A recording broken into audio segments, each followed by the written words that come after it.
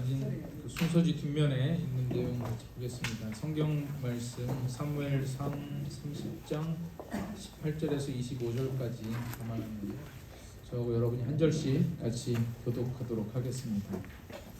사무엘상 30장 18절에서 25절 말씀까지 저하고 여러분이 한 절씩 교독하죠. 제가 18절 먼저 보고 여러분들 19절 보고 그렇게 하겠습니다. 다윗이 아말렉 사람들이 빼앗아갔던 모든 것을 도로 찾고 그의 두 아내를 구원하였고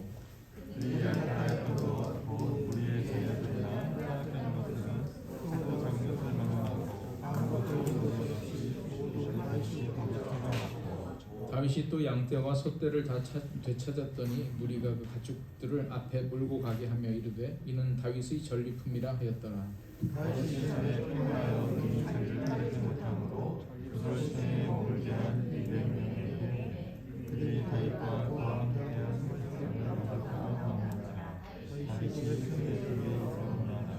다윗과 함께 갔던 자들 가운데 악한 자와 불량배들이 다 이르되 그들이 우리와 함께 가지 아니하였은즉 우리가 도로 찾은 물건은 무엇이든지 그들에게 주지 말고 각자의 처자만 데리고 떠나게 가게 하라 하는지라.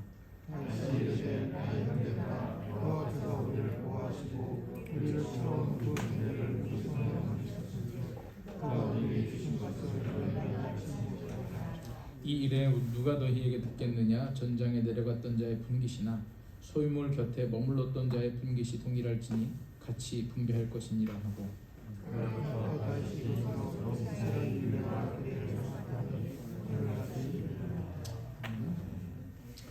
지금 이 그 사무엘상 30장이 거의 그 이제 사울 왕 말기에 이제 일어난 상황이고 다윗이 그 지금 블레셋의 망명에 있거든요. 다윗 그 사울이 계속 추격해 오니까 그 이스라엘 국내에는 더 이상 이제 피할 곳이 없고 가기만 하면 자기 때문에 많은 사람들이 희생을 하는 거예요. 뭐 다윗을 누구 도와줬다 뭐 이러면 요새말로 얘기하면 뭐 그냥 다 들이닥쳐서 수사하고 또 뭐 세금 징수하고 뭐 이렇게 되니까 다윗이 더 이상 또 이 본인의 뭐 친인척들도 그렇고 하여튼 여러 사람들이 피해를 보니까 결국은 이제 다시 그 해외로 망명하게 되죠. 근데 블레셋 사실 이스라엘과의 어떤 적대적 관계에 있었지만 이제 그곳에 예전에도 한번 망명했다가 돌아왔는데 결국은 다시 이제 그 길로 가서 그 가드 왕의 보호 아래 머물렀는데 이제 문제는 요 대목이 어떤 대목이냐면 그 가드 왕이 블레셋 일종의 도시국가 연합인데 이 5개 동맹체 연합 국가가 이제 이스라엘을 이제 끝장내자 사울 왕을 완전히 우리가 제압하자라고 이제 약속을 하고 이 마지막 이제 결전을 벌이려고 할 때 그 가드 왕이 이제 다윗을 불러다가 야, 이 잘됐다. 이 판에 네가 공을 좀 세울 수 있는 기회다. 그래 사울 피해 다니면서 어려움을 겪었는데 이때 확실히 사울한테 보복을 해라. 그래서 가드 왕 생각은 이게 다윗이 사울한테 엄청 이제 핍박을 당했으니까 아마 악을 품고 전쟁을 할 것이다. 이래서 참여를 시키려고 했는데 사실은 다윗은 굉장히 입장이 이제 곤란하죠. 우리가 쭉 다윗을 봐서 알지만 다윗은 뭐 이스라엘을 싫어한 게 아니라 다윗한 그 사울한테 피하면서도 끝까지 사울의 목숨은 건들지 않고 기회가 있어도 이제 이렇게 지내왔는데 가드 왕은 그것도 모르고 야, 이 사람 전향했으니까 활용하면 오히려 더 잘 전투를 하겠다. 이렇게 생각을 해서 다윗을 불러다가 이번 전투에 같이 참여하라. 이렇게 얘기하니까 참 다윗의 입장이 상당히 곤란하게 됐죠. 동족이랑 전쟁을 해야 될 상황이 됐잖아요. 그래서 이 대답을 뭐 미정미정 뭐 표면적으로 했겠죠. 뭐 알겠습니다 그랬는데 상당히 이제 곤란한 상황이 있을 때 가드 왕이 그 다른 동맹국 왕들한테 이번 전쟁은 다윗도 출전하게 했다. 그 사람 잘 싸우지 않냐. 이번 다윗이 싸우면 끝장이다. 그랬더니 다른 왕들이 당신 지금 정신이 있냐 없냐. 아니 걔가 지금 전향했다 그래도 우리 전쟁하다가 등 뒤에서 칼 꼽으면 어떡하냐. 절대 안 된다. 그러니까 가드 왕이 막 설득을 해도 안 되는 거예요. 그래서 안 되겠다. 그래가지고 이제 다윗을 불러다가 오히려 가드 왕이 진짜 미안하다. 내가 이번에 너한테 굉장히 기회를 주려고 했더니 저것들이 그렇게 생각이 없어가지고 너를 전쟁 참여하지 못하도록 하니까 이번만은 좀 양해를 구하고 내가 너를 참여시키려고 했는데 미안하다. 다윗이 얼마나 좋아요. 사실은 부담스러운 전쟁이었는데. 그리고 제가 이 18절부터 읽었지만 그 30장 앞쪽으로 가보면 다윗이 여기서 또 좀 오바를 합니다. 오바를 해. 아니 내가 뭘 잘못했다고 전쟁에 참여 안 시키냐. 이번에 내가 당신을 그러니까 참석 못하게 된다는 결론을 딱 아니까 여기서 막 큰 소리 치는 거예요. 내가 이번에 당신을 도와가지고 그동안 신세진 거 다 불러가 했는데 진짜 억울하다.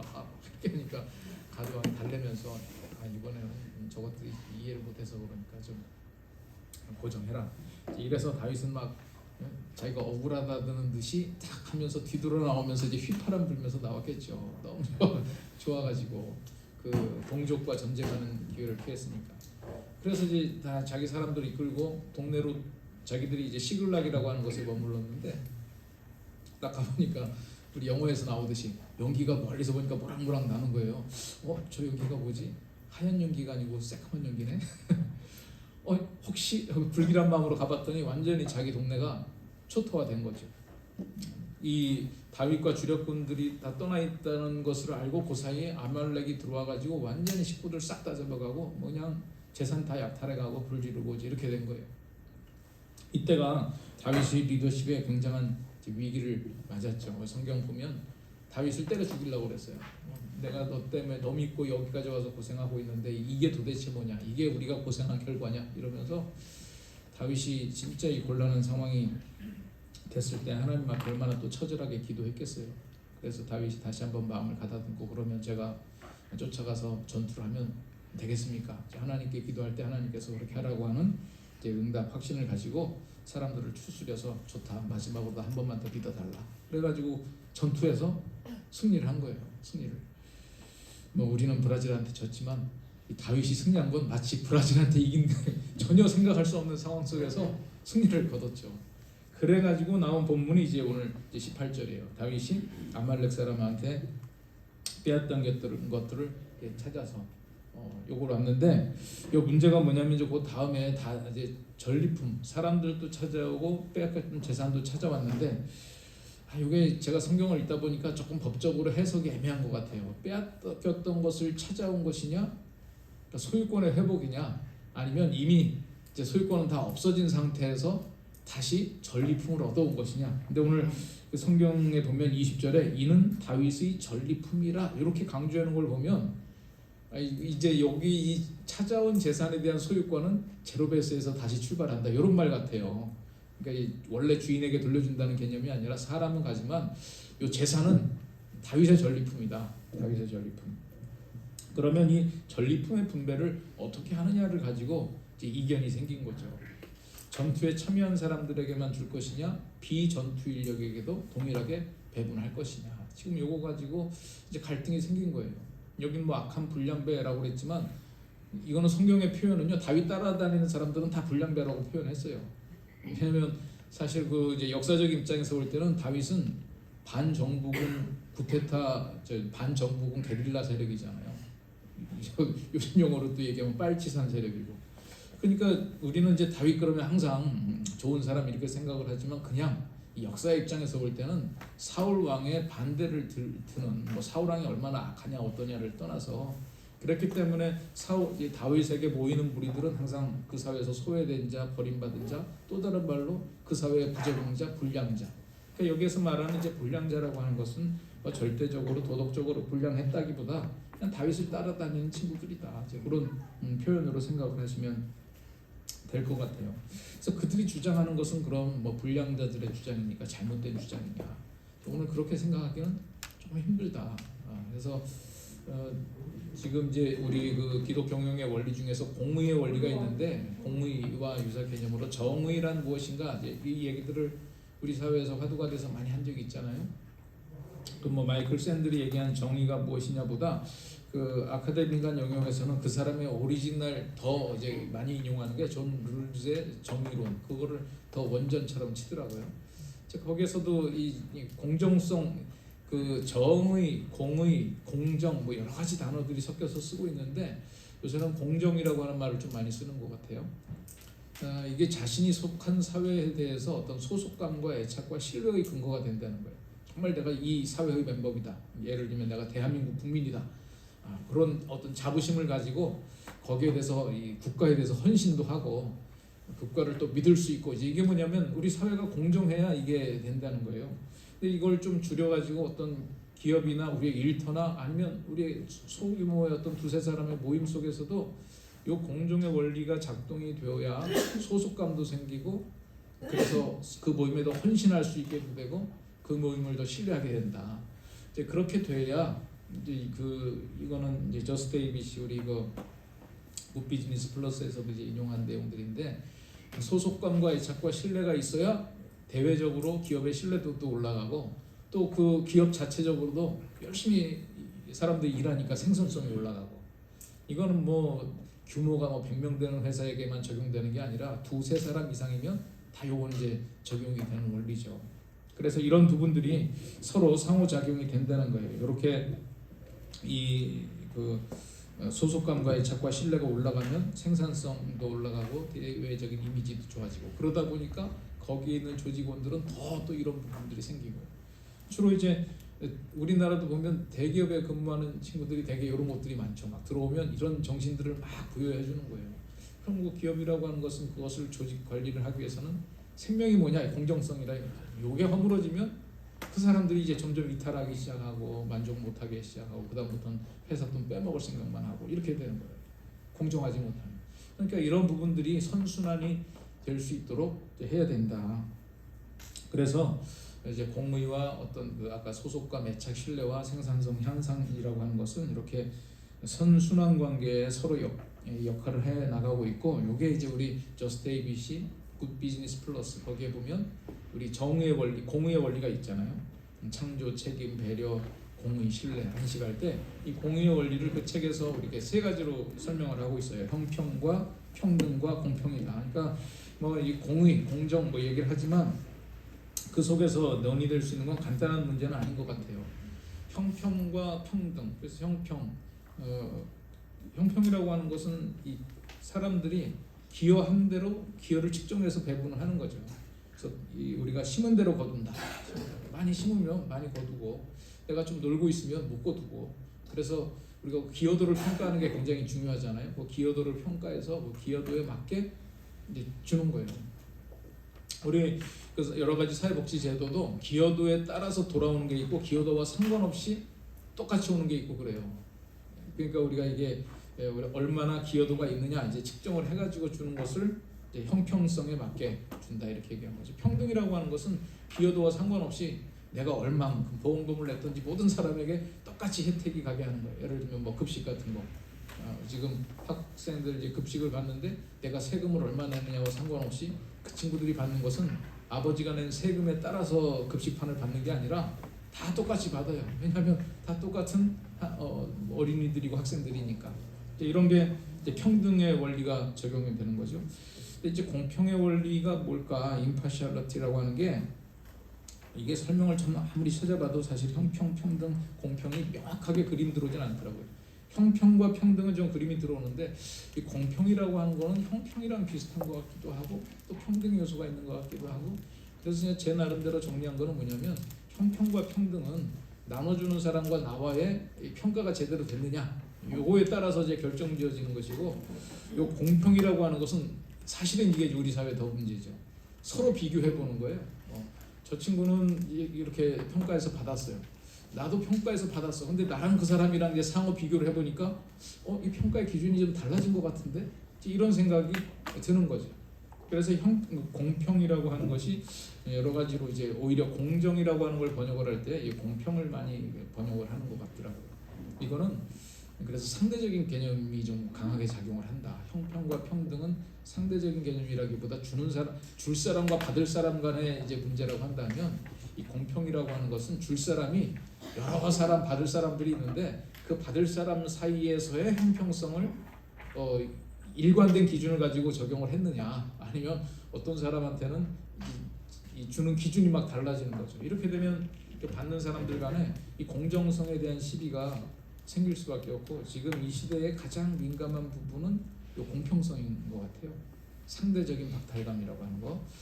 그래서 보면 이제 빈곤의 문제도 절대 빈곤보다 더 어려운 게 상대 빈곤이라고 그러잖아요. 우리가 다 같이 배고플 때는 오히려 동지의식이 생기는데 이제 경제가 성장하면서 이제 배분의 문제가 생기는데 어떤 사람은 똑같이 고생을 했는데 엄청 벌고 나는 똑같이 고생을 했는데 못 버는 거예요. 이제 이러면 이걸 가지고 여러 가지 문제들이 많이 이제 생기니까 그래서 이런 그 공평성. 근데 여기 보면 사실 그 다윗이 함께 갔던 자들 불량배들이 이르되 우리가 찾은 물건 무엇이든지 그들에게 주지 말고 각자의 처자만 데리고 가게 하자. 지금 이게 무슨 문제냐면 그 다윗이 자기 잃어버린 식구들과 재산을 찾으러 이제 전쟁에 그 아말렉 사람들과 싸우러 갔을 때 부솔 시내에 이르러 여기 이제 뒤떨어진 자들, 피곤한 사람들은 뭐 괜히 전투에 참여해봐야 방해가 될 수 있으니까 200명을 이제 머물게 했어요. 400명만 전투에 임해가지고 승리를 한 거예요. 그럼 지금 400명이 주장을 하는 거예요. 지금 200명 뭐 누군 뭐 쉴 줄 몰라서 안 쉬었냐, 걔들 꾀병이다, 뭐 이런 생각도 있을 수 있고. 그러니까 절대 식구들은 돌려주지만 이 재산 문제에 있어서는 이전 소유권을 주장하면 안 된다. 아니 그런 얘기할 수 있잖아요. 이건 소유권이 이미 각자 누군가에게 있던 걸 되찾아온 거니까 원주인에게 돌려주자. 아니다, 이거는 이미 잃어버렸던 거 아니냐. 우리가 노력해서 목숨 걸고 전쟁에 임해가지고 죽을 각오를 하고 내가 싸워서 쟁취해 온 건데 이걸 왜 나눠주냐. 이거는 쉬고 있던 사람은 식구들만 데리고 가게 해라. 그게 미니멈이다. 정당하지 않아요? 우리 말하는 그 형평성의 요구에 내가 기여한 부분에 대한 정당한 보상을 받겠다는 거죠. 그러니까 지금 이 부분이 뭐 이 사람들은 욕심이 왔네 이렇게 얘기할 수 있는 게 아니라 자기의 수고한 대가를 계산해 달라. 지금 요 얘기잖아요. 지금 이 부분이 참 심각한 문제가 될 수 있어요. 근데 이제 다윗의 응답은 좀 달랐어요. 다윗은 어떻게 했느냐? 이거 똑같이 나눠줘야 된다. 다윗이 이르되 나의 형제들아 여호와께서 우리를 보호하시고 우리를 치러 온 그 군대를 우리 손에 넘기셨은지 그가 우리에게 주신 것을 너희가 이같이 못하리라. 이 일에 누가 너희에게 듣겠느냐? 전쟁에 내려갔던 자의 분깃이나 소유물 곁에 머물렀던 자의 분깃이 동일할지니 같이 분배할 것이다. 그러니까 여기 이제 해석의 결정적인 차이는 뭐냐면 이게 우리가 한 거냐 하나님이 한 거냐. 우리가 한 거면 우리가 차지하는 게 맞는데 이거는 하나님께서 하신 것이다. 그러니까 하나님께서 한 걸 갖고 왜 우리가 잘났다고 이렇게 차지하니 이건 안 맞다. 지금 이게 이제 다윗의 해석이었고 다윗의 해석은 이제 그냥 본인의 자의적인 해석이라기보다 이제 모세의 율법의 선례가 있었던 거죠. 모세의 율법. 왜냐하면 다윗은 뭐 노래만 잘하고 놀기만 잘하고 뭐 이 물맷돌만 잘 돌린 사람이 아니라 시편에 보세요. 여호와의 율법을 즐거워하며 주야로 묵상하고 율법이라고 하는 얘기가 엄청 많이 나와요. 시편에. 다윗이 율법을 즐거워해서 주야로 묵상했다. 다시 말해서 모세의 율법은 딸딸 외우고 있었다. 그럼 모세의 율법에 뭐가 있었냐? 이런 부분들이 있는 거죠. 모세도 예전에 이제 전쟁을 하고 나서 27절에 보면 그 얻은 물건을 반분하여 절반은 전쟁에 나갔던 군인에게 주고 절반은 회중에게 주고 나갔던 사람 안 나갔던 사람 이렇게 똑같이 준다. 지금 이런 얘기잖아요. 그래서 사실 이 부분이 우리가 좀 고민을 해야 될 부분이다. 어떻게 하는 것이 정말 공정한 사회 이 공의의 원리를 적용해 나가는 것인가. 그래서 우리 그 6가지 원리 중에서 보면 크게 보면 공의의 원리하고 어찌 보면 배려의 원리든지 책임의 원리든지 하고 충돌하는 경우가 있어요. 그렇죠? 우리가 공정성, 뭔가 이 형평성, 기여한 대로 주자 치니까 이게 이제 배려. 또 내가 누군가를 배려하다 보니까 이 공의의 원리에 이제 충돌이 생기기도 하고. 어떤 사회적 책임도 역시 마찬가지죠. 내가 벌은 걸 그냥 사회에다가 왜 줘? 저들은 고생도 안 했는데. 그냥 이런 부분들하고 어떤 형평성의 원리들하고 이제 이 충돌이 되는 경우들이 있다는 거예요.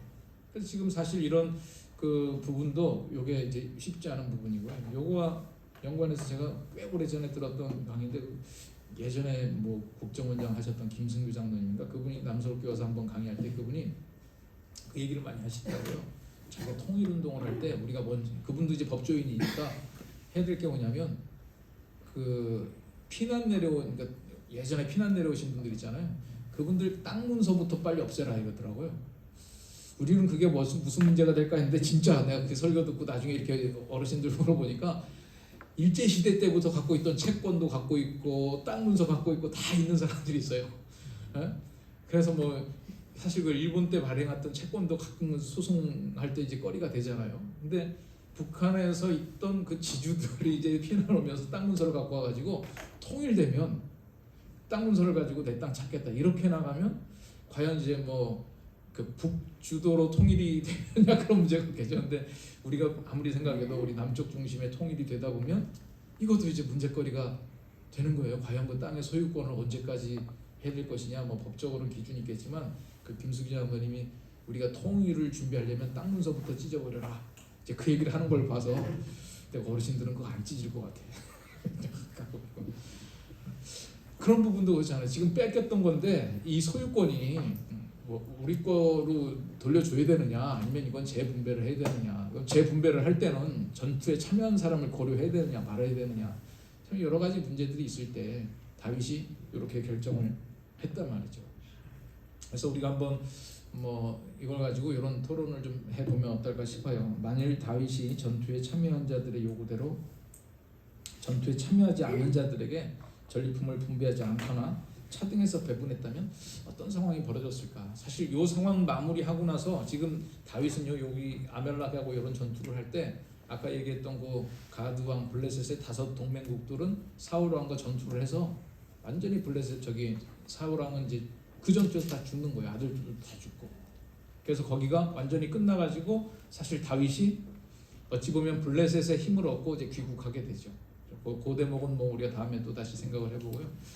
하여튼 그 땅에서는 전쟁이 벌어지고 있었고 이 땅에서는 이런 일이 있었는데 과연 요 일을 어떻게 지금 준비하느냐가 그 다음 스텝을 나갈 때 다윗의 리더십에 참 큰 영향을 미쳤다. 그것까지도 우리가 한번 생각해 볼 필요가 있다는 거예요. 그래서 만약에 다윗이 이 비전투력에 대한 분배를 하지 않았다면 그 공동체는 어떤 일이 있었을까. 또 두 번째로는 전투에 참여하지 않은 자들에게까지 동일하게 전리품을 배분한 원리가 아까 제가 우리 뭐 사회복지제도도 얘기했지만 우리가 기여한 대로 나중에 연금 찾듯이 찾는 부분이 있고 기여한 거와 상관없이 모든 사람에게 똑같이 가는 혜택이 있고 이렇잖아요.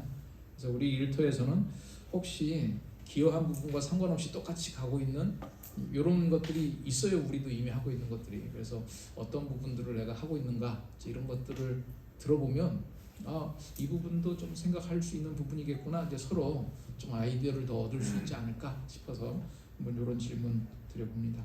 그래서 요거 가지고 우리 한 25분 토론하고 또 정리해 보도록 하죠. 오늘 이 본문을 보면서 저는 그런 생각 들더라고요. 야, 이게 3,000년짜리 문제구나. 3,000년짜리. 그러니까 다윗이 지금 이 얘기한 데가 지금으로부터 뭐 대략 한 3,000년 정도 시간이 흘렀는데 3년 전 얘기 아니고 30년 전 얘기, 300년 전 얘기가 아니라 이 땅에 뭐 당군 할아버지 계셨냐 안 계셨냐 할 그때 지금 저쪽 땅에서는 뭘 하고 있었냐 이제 이런 부분이 이슈가 됐는데 뭐 오늘날까지도 이 이슈는 뭐 계속 좀 고민되는 이슈인 것 같아요. 그리고 또 하나 느낀 건 뭐냐면 제가 오늘 이렇게 얘기하시는 것들 들어보니까 다른 때들은 이렇게 주제하면 되게 이제 인트로덕션이 좀 길거든요. 뭐 이게 다른 얘기들 하다가 막 이러는데 오늘은 제가 테이블 돌아다녀봐도 다른 얘기하는 팀이 없어. 어떻게 그냥 여기에 대해서 열띠게 토론하고 그래서 이게 굉장히 민감한 주제고 어떤 현실적인 부분이고 그리고 이게 뭐 딱 어떤 결론이 나지 않고 여러 가지 해석을 막 하고 싶어지잖아요. 저는 그 생각을 해봤어요. 왜 이걸 갖고 자꾸 해석을 하고 싶어질까? 우리가 어떤 성경적인 가치를 가지고 이 시대에 주장할 때 해석 없이 그냥 문자 그대로 적용을 강요하는 구절들이 굉장히 많아요. 지금 뭐 요새 어떤 뭐 진보와 보수 간에도 그렇고 또 기독교적인 그 생각들을 가지고 이 세상에 대한 개혁을 요구할 때도 이거 봐라 성경에 이렇게 기록되어 있지 않냐 이제 이거를 그냥 문자 그대로 딱 갖다 대면서 요구를 하는데 왜 이런 구절들은 자꾸 우리가 상황을 해석하려고 그러면서 뭔가 이 시대에 가르쳐주고 있는 메시지는 어떻게 적용을 해야 될지 고민을 하게 될까. 저는 그거 자체도 우리가 성경을 차별적으로 대하나? 그래서 어떤 경우는 너무 해석을 해서 문제인 경우가 있고 어떤 경우는 너무 문자 그대로 갖다 적용해서 문제가 있는 구절들이 있다 이거죠. 그래서 저는 뭐 이게 어떤 것이 정답이라기보다 정말 이런 부분들을 놓고 성경 안에는 사실 여러 가지 모습들이 다 있잖아요. 달란트도 다르게 나눠줬던 달란트가 있고 모든 사람 모아놓고 똑같이 나눠준 문화가 있고 이런 두 가지 가치들이 다 나온다는 거예요. 또 천국에 대한 비유를 얘기할 때 노동자들을 아침부터 불러가지고 계산을 하는데 맨 마지막 사람한테 1시간 일하는 사람한테 하루 임금을 줘요. 그럼 앞으로 나머지 받을 사람들은 상대적으로 기대할 거 아니겠어요? 근데 다 계약대로 주는 거예요. 그냥 그러니까 첫 번째 와서 아침부터 일했던 사람들이 얼마나 불만이에요. 아니 저 사람 저렇게 주고 왜 난 요거밖에 안 주냐. 그 주인이 또 계약서에 뭐라고 써있냐. 내가 계약 위반했냐 안 했냐. 이게 천국의 원리다. 이제 이걸 가지고도 우리가 많은 해석들을 하게 되죠. 많은 해석들을. 그래서 오늘 뭐 저는 늘 아침에 이런 말씀드리지만 우리가 뭔가를 가지고 정답이 뭐냐를 찾는 게 정답이 아니라 고민하는 게 정답이다. 그래서 우리가 모이는 거죠. 모여가지고 이 생각 저 생각 좀 나누고 하는 것이고 제가 이제 그 신약의 교회에서 우리 헌금에 대한 얘기를 할 때도요. 연보에 대한 거 바울 사도가 고린도서 8장에 보면 그 예루살렘 교회를 위해서 이 마게도니아 또 특히 고린도 사람들이 약간 그 연보에 대한 컴플레인을 좀 제기했던 것 같아요. 그러니까 야 니네보다 형편이 더 어려운 마게도니아 사람들도 이렇게 기쁘게 하는데 니네는 왜 안 하냐? 그러면서 뭐라고 그러냐면 이는 다른 사람들을 평안하게 하고 너희들은 막 고생시키려고 하는 게 아니다 이거예요. 균등하게 하려 한다. 예전 개혁 성경에는 뭐라고 그러냐면 평균케 하려 한다 이랬어요. 평균케. 굉장히 좀 불운한 단어가 써 있잖아요. 성경에 평균케 하려 한다. 이제 너희의 넉넉한 것으로 그들의 부족한 것을 보충하면 후에 그들의 넉넉한 것으로 너희의 부족한 것을 보충하여 균등하게 하려 함이라. 기록된 것 같이 많이 거둔 자도 남지 아니하고 적게 거둔 자도 모자라지 않는다. 이것도 역시 옛날 기록을 끌고자 하는 모세율법이에요. 모세율법에 이거 어떤 상황이냐면 그 만나를 거두는 상황. 만나. 안식일을 앞두고 야 니는 다른 날은 딱 하루치만 걷는데 안식일은 이틀치를 걷어라. 근데 식구 수대로만 걷어라. 근데 어떤 사람들이 욕심을 내가지고 막 잔뜩 걷었어요. 나머지 다 썩어갔다는 거 아니에요. 자기들 먹을 것만 남겨놓고. 그래서 이게 많이 거두거나 적게 거두거나 필요 양은 똑같다. 지금 그런데 우리가 이 부분들 썩어나갈 것인데 너희들이 주머니에서 썩도록 방치한다라고 하는 건 범죄 행위라는 거죠. 어떤 사람은 주머니에서 썩어나가고 어떤 사람은 먹지 못하고 이런 상황이 되지는 않는다. 하나님의 나라는 다 똑같이 먹고 살게 되는데 우리가 어떻게 해야 될 것이냐. 하나님께서 왜 서로 차등을 주셨느냐. 결론은 우리끼리 알아서 서로 잘 챙기면서 교환이 이루어지면 우리가 다 먹고 살 수 있는데 어떤 한 부분에 탐욕으로 머물러 있으면 그게 이제 순환이 안 돼서 문제가 생기는 거잖아요. 그래서 지금 이런 부분들 우리가 뭐 사회복지 얘기를 할 때 저도 좀 공부를 해보니까 북부 유럽의 사회복지를 우리가 많이 얘기를 하는데 거기는요 노동자끼리 연대의식이 있기 때문에 가능하다는 거예요. 예를 들면 뭐 우리는 정규직 비정규직 얼마나 갈등이 심해요. 기간제 뭐 또 정규직 이거 가지고. 근데 거기는 같이 시간을 줄여나가는 거예요. 만약에 지금 실업자가 생겼다. 그럼 우리 근무 시간 줄이자. 그러면 국민들이 그래야죠. 그럼 그 사람들 취업시켜야지. 우리 같으면 이제 난리 나죠. 노노 간의 갈등. 그러니까 우리가 말하는 어떤 그 분배가 공평하게 돌아가는 것도 자신들끼리 서로 희생할 때 이게 돌아가는 거지 그냥 표면만 보고 좋아해서는 안 된다. 그래서 오늘 여러분들의 또 고민이 여러분들의 일터에서 어떻게 적용될지 또 고민해 보시는 또 서로 함께 기도해 보는 그런 시간들이 됐으면 합니다.